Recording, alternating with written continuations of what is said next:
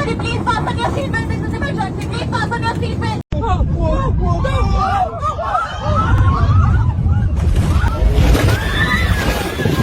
தாய்லாந்தின் புகெட் தீவிலிருந்து இந்திய தலைநகர் டெல்லி நோக்கி பயணித்த ஏர் இந்தியா விமானம் நடுவானில் கடும் காற்று கொந்தளிப்பில் சிக்கியதில் 17 பேர் காயமடைந்துள்ள சம்பவம் சர்வதேச அளவில் பெரும் அதிர்ச்சியை ஏற்படுத்தியுள்ளது.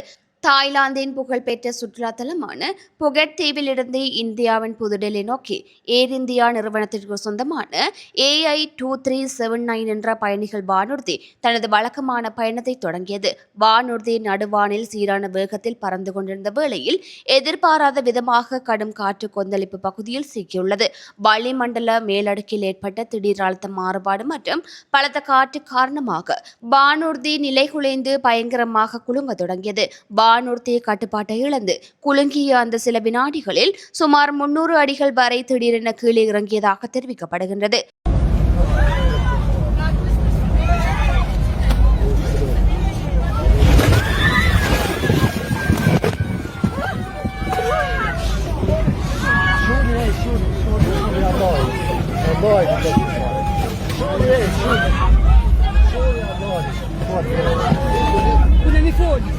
الله الله الله الله يكبر الله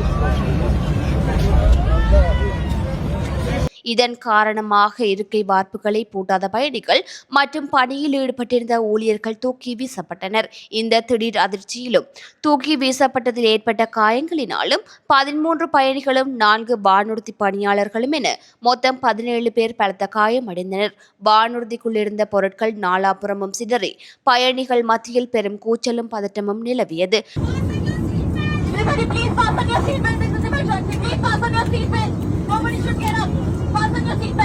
நடுவானில் இத்தகைய பெரும் ஆபத்தும் பதட்டமும் நிலவிய போதிலும் வானூர்தியின் முதன்மை விமானி மிக சாதுரியமாகவும் திறமையாகவும் செயல்பட்டார். நிலைமையை உடனடியாக தனது கட்டுப்பாட்டுக்குள் கொண்டு வந்த அவர் வானூர்தியை மேலும் அசம்பாவிதம் எதுவும் நிகழாமல் சீராக இயக்கியுள்ளார். தொடர்ந்தும் டெல்லி இந்திரா காந்தி சர்வதேச விமான நிலையத்தின் கட்டுப்பாட்டு அறைக்கு அவசர தகவல் வழங்கப்பட்டு வானூர்தி அங்கு பாதுகாப்பாக தரையிறக்கப்பட்டது.